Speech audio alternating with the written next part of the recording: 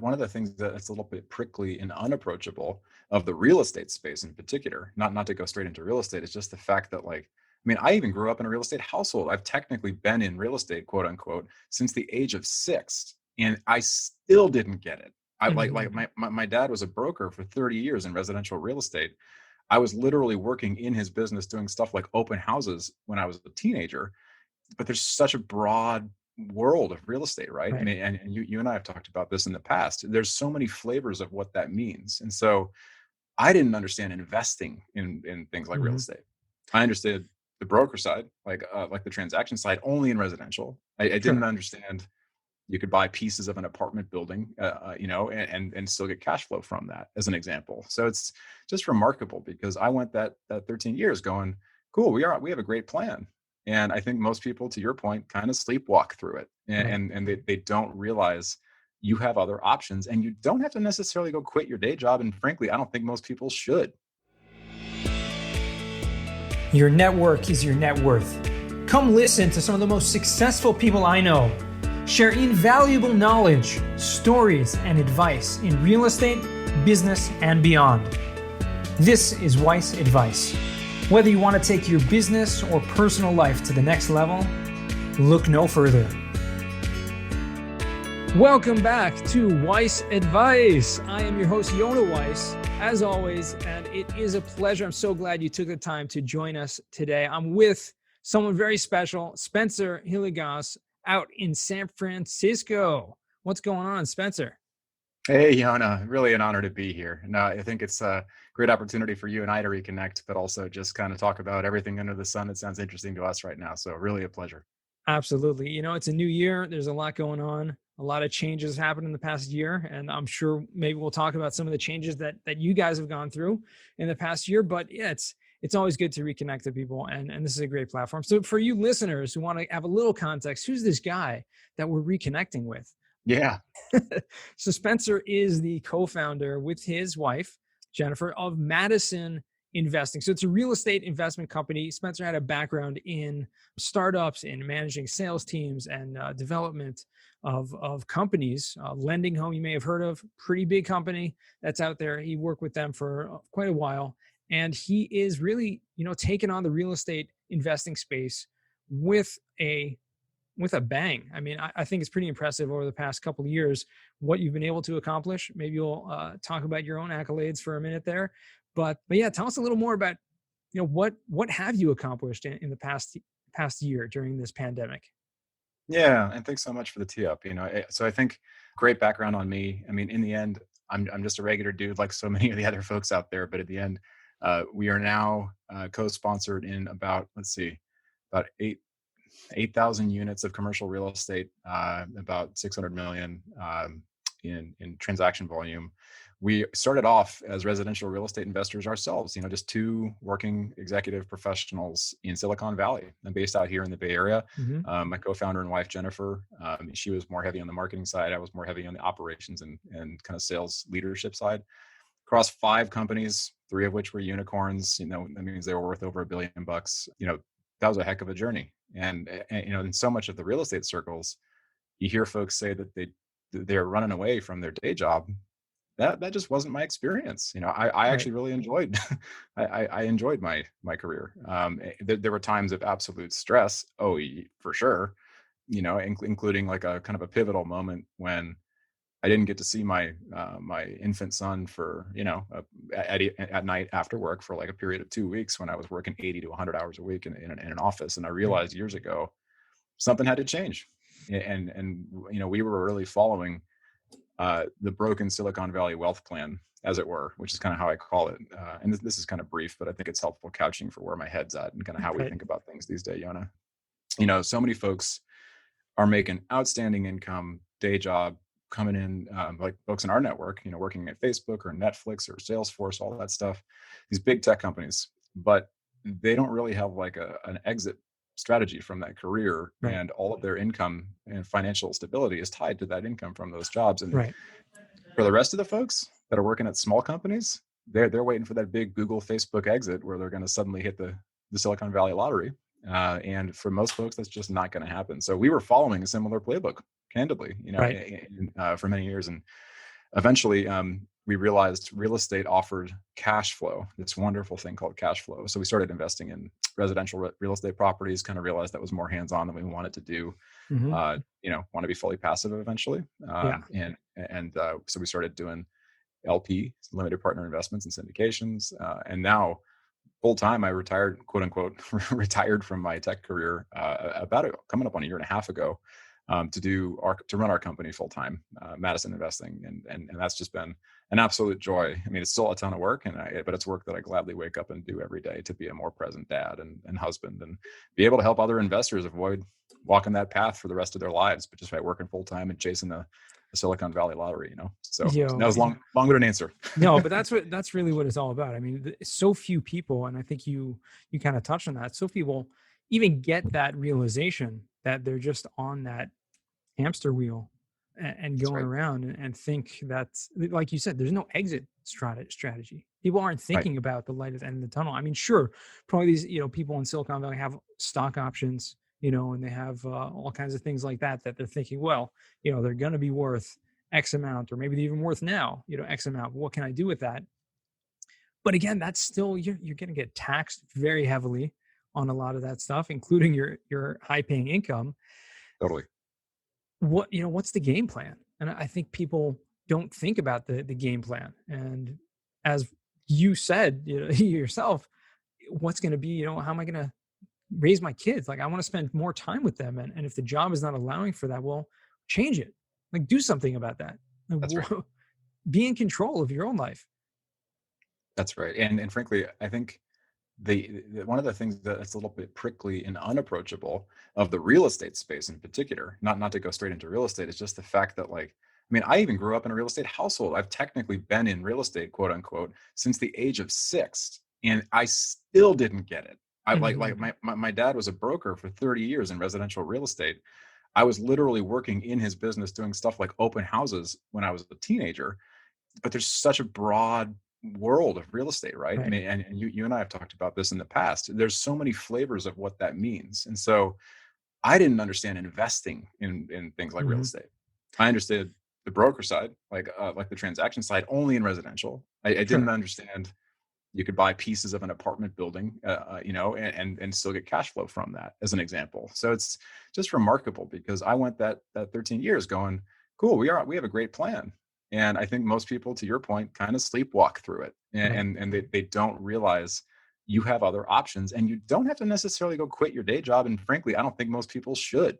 But if you want to go native, as it were, and eventually decide that you want to go full time and do something similar to what I've done, it is certainly achievable. You do have to work extraordinarily hard to get there, and you have to do it on nights and weekends. So passive is where most people end up netting out as like the best strategy for them. And that's what we help people do these days. We help our investors do that. And that's how you started. I mean, just going in, like you said, like investing. I mean, you had some residential, but, heavily in the syndication in this field, started off investing passively in syndications.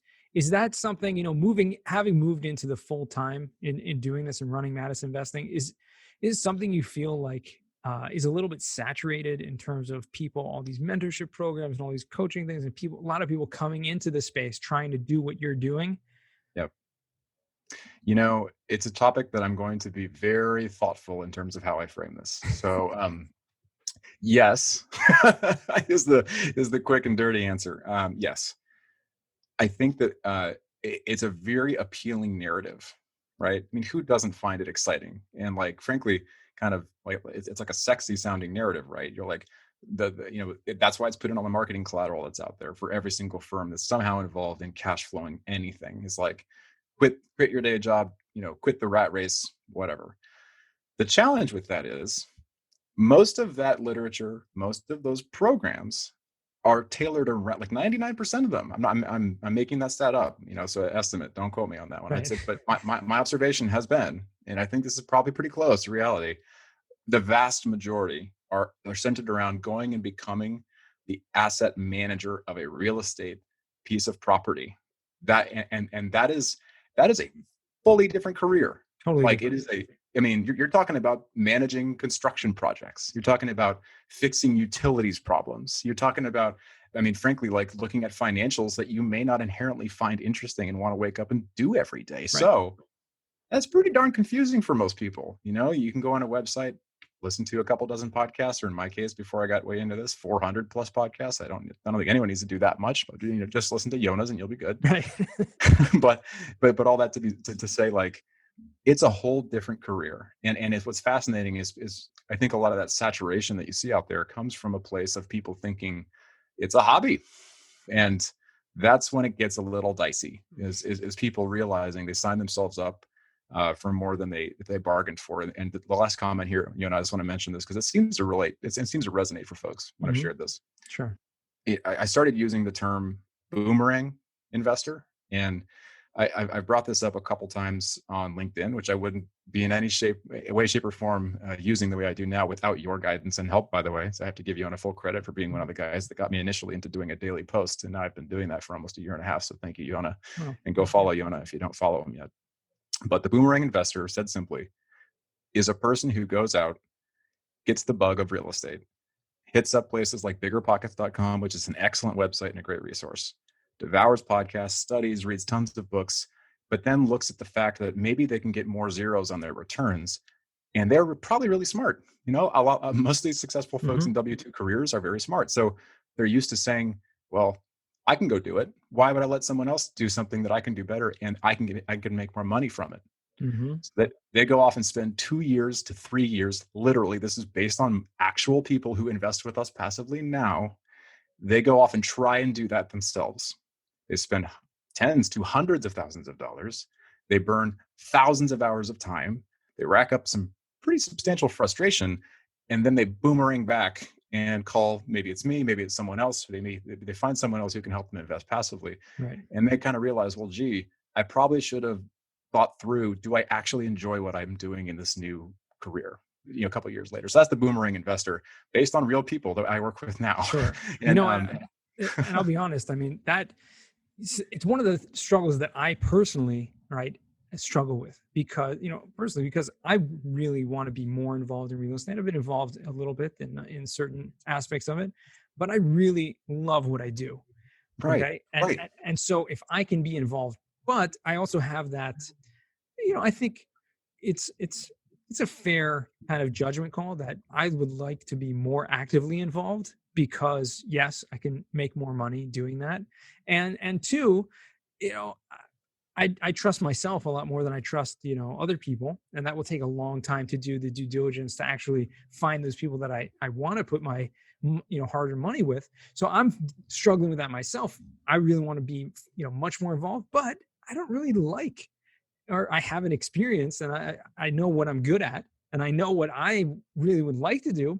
It's not managing assets, and it's not doing financial underwriting, right? Right. And it's definitely not dealing with tenants, but that doesn't come up so much with when you have property management, you're dealing with larger commercial or multifamily properties. But so that being said, this is a struggle, a real struggle a lot of people deal with. And I think what you're saying is so fascinating. You don't have to do that.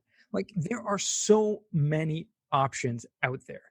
And don't think that you have to do everything yourself. Don't think you have to throw out, quit your job and just jump in and be full-time in real estate to get the maximum benefits of it.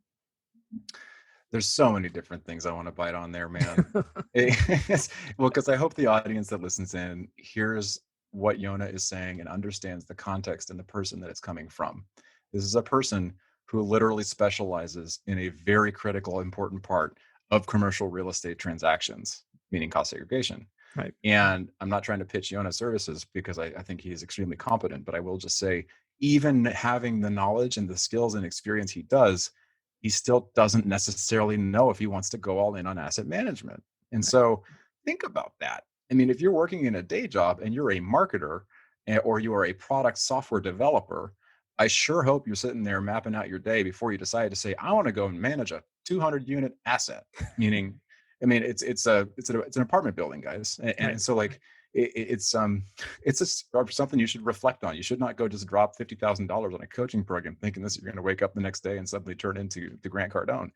It's a lifestyle choice as well. And so I think that lifestyle choice for me was an easy one because I'm based in the Bay Area, which we talked about already. And I just want to mention, like, I'm not planning on moving. I love the markets we invest in. We focus in places like Texas, the Carolinas, Colorado, Idaho. Those are our markets right now. And we focus on growth markets that are recession resilient. We help passive investors go there. And this ain't a pitch. I'm just sharing that because I love to visit them. I don't plan on living there. I need people who are there, competent, boots on the Mhm. ground, experienced people. I trust them after I vet the heck out of them. And that's that's how we help, one of the ways we help our investors. And so Yeah.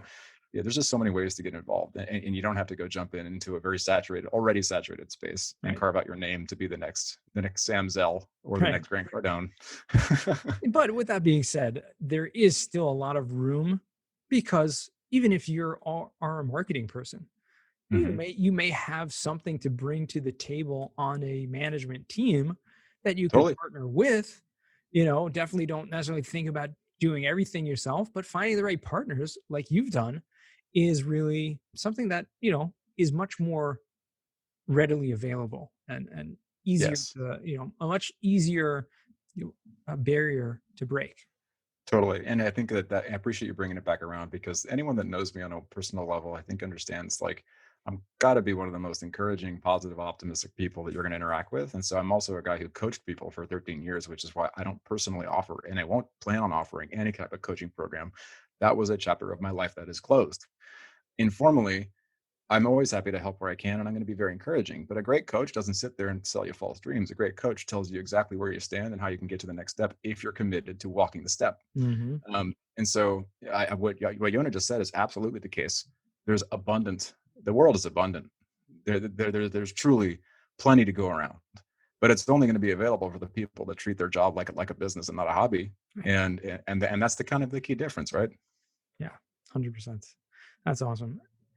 Now, there is what to be said about investing passively as a hobby, right? Or as a side hustle and Totally. creating an extra stream of revenue from this apartment building or that self-storage property or this commercial investment, and bringing more wealth to you and building that by just investing passively, which again, as you mentioned before, a lot of people don't know about that. People are taught about their 401ks and, and the stock market, and I don't even want to open that Absolutely. up. I'm just saying Well, I that. mean, I was like, let's see if we can get through this without mentioning a particular stock. But I think we can do it. I will just mention briefly that, like, I haven't looked at a single stock account value in the past 2 weeks, which I know this, we want to make evergreen content here. So I'll just say, I, I love real estate for that reason. And frankly, like, I even bought 2019, and I am thankful at this moment. I bought a pretty good amount of silver bullion. So, for what it's worth, I think thoughtful, consistent execution on a good strategy that makes sense for a person is always going to be a win, regardless of the context of the investing landscape. Yeah. And so I just wanted to mention briefly too that, I think, as people are trying to, like, carve their own journeys and figure out their own plan, the thing that was a key takeaway for me, that I wish I had understood earlier in my working career, and it just frankly in my own financial literacy. I mean, I was dropping you know hundreds of thousands of dollars into a 401k for like over a decade, and couldn't use any of that to impact my lifestyle now. If you get a company match, of course, like, if I every time I was offered a company match, I use that company match. So I'm not like anti. I'm just saying, you can make decisions to better stabilize, like, your Mhm. family and your household. And I'm not a financial advisor. This is not advice, despite the fact this is wise advice. I'll just say that, like, having only active income from your day job in a time when we're in this really truly uncharted 100-year event global pandemic economy scenario, that is how I define risk. It Mhm. is the number of income streams going into a household. And I watched my dad, the active broker guy, for 30 years build this incredibly high flying career. Like, we did so great for many years. He was one of the top residential brokers in the country in the 90s. And then we hit some incredibly challenging personal headwinds. I lost my brother to cancer when he was, basically a kid. It was many years ago. And then parents got divorced, which is pretty common in those cases. And then his business crumbled, and then all this other stuff. Our income had one stream, and it went down a lot. And when you see that happen, you realize you can't, if you build your household that way, you're on very shaky thin ice. So how can you go out and reshape Mm. your understanding as an investor? just to get some more income streams, whether it's active, cool, passive, cool. Just diversify a little bit, build a side hustle, Right. like, but there's no wrong way to go do this, guys. I would just Yeah. say, like, I wish someone had kind of grabbed me by the shoulders figuratively and shook me, to realize, like, you can do this really anytime you want. You Sure. just have to commit to a path and do it. And for anyone who listening to this is like, what, so many side hustles, I've literally seen, blogs on Bigger Pockets, and there's a whole podcast in there and YouTube videos with lists and lists and lists.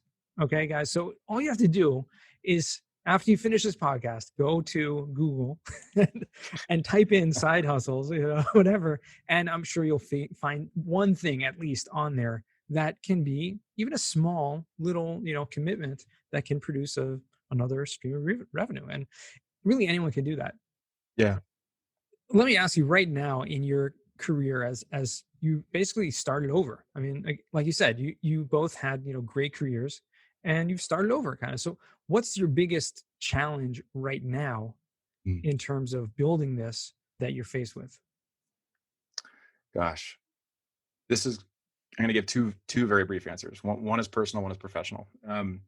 I think the hardest part of winning in life is realizing once you've won, and you can downshift and appreciate what you've got.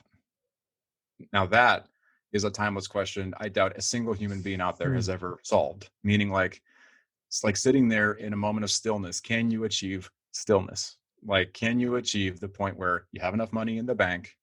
You've gotten to the point where you're doing okay. Your family's okay. I don't need a yacht. I really don't need a mansion.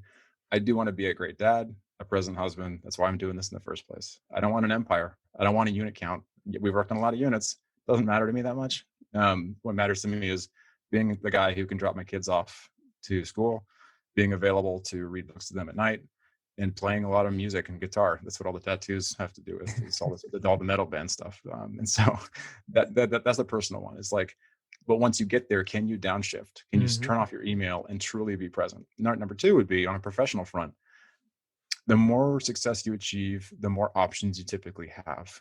Saying no is easily the hardest challenge in professional success, because you're going to see more options. And just because you're presented with options daily, that doesn't mean you should be saying yes to any of them. And it's not a personal thing. It's not about likability with other people. It has to do with, do you know what you're going for goal wise? And are you going to be present in that moment to say no in service of being available for the thing you should say yes to? Right. And so that's got to be it. Sorry if that was longer winded. That was great. That was awesome. Let's jump right into the final four here. Spencer, the first question we ask all our guests is, what is the worst job that you've ever had? Oh man, part-time job I took in college. I signed up to an author. I was going to school at University of Colorado in Boulder, Go Buffs. She had a 400-page manuscript she had printed out, and then her computer crashed. She needed someone to transcribe her novel. This novel was about cowboys and aliens and a little bit of spirituality mixed in. She wanted an exact typing of it and no correction to spelling, which was actually a relatively tall order. And so that was the most awful job I've ever taken. I thought I would whip it out really fast, and it was not easy at all. It was awful. That was it. That sounds horrible. Yeah, it was so bad. Oh man. Okay. Second question for you is, what is a book that you've read? Obviously not that novel, but what's one that's given you a paradigm shift? This is right on the money for the same theme about saying no. Essentialism. Essentialism by Greg McKeown. I think I've listened to it now 3 times. I'm a big audiobook guy these days. It's just harder to find time to sit down and read. But because it all tells you actual ways to say no compassionately in service of staying laser focused on what your actual goals that you're trying to achieve are. And so I think that's honestly where most people fall off, is the social grace and the social awkwardness that they don't want to absorb, is why they just say, okay, sure, I'll have that coffee with you, despite the fact it's completely opposite of what I need to get done right now. Right. No, and we're all guilty of that to some extent or another, but that's, definitely, that's on my list already, because it has been mentioned before on this podcast. So the great thing about having this is I have a huge reading list for everyone on this, but definitely we'll get to that one for sure soon. Third question for you, what's a skill or talent that you'd like to learn? Oh gosh. This is going to be super duper nerdy, but I do think that so I mentioned I play a lot of music. So I play a lot of guitar. I would like to be able to record my own and produce my own music at some point. It's not going to be an overnight thing, but that's it. That'd be it. Oh, very cool. Awesome. There you go. That's a great challenge to make. Fourth and final question. What does success mean to you? Success means to me optionality and being able to give back to others. I think truly that it's not about how much stuff you have, as corny as this might sound for folks. Like, this is what I actually believe. I would be blissful if I can have, geographical autonomy and choice to be able to live abroad with our boys, who are too young for that right now. But like, if 10 years from now, we can live in another country for a year, and that's actually both logistically and economically achievable, and health, our health is good, knock on wood, and it still is. That's success to me. And then assuming that we've earned that right, also being able to give back consistently, regularly, and meaningfully to others. Great idea. And there are a lot of options out there. Obviously, there are tons of charities and everything like that, but that's so important. When people make that as a part of their business plan, how are we giving back? And there's lots of impact investing and these types of things out there as well. But there's something very profound about that. Completely agree. Well, awesome. Spencer, where can our listeners find you or reach out to you if they choose to? Yeah, probably two places. So we just launched a brand new website beginning of the year at MadisonInvesting.com. And so check us out there. If you folks can create a profile for free, it's a non-obligation thing. And then on LinkedIn, of course, I mentioned earlier, I really want to just hit home on this point too, Yona, that like, I used LinkedIn as a tool, like most people do traditionally, as like a job recruiting thing for a decade. Yeah, but then in the past couple of years, I kind of opened my eyes to what it could be.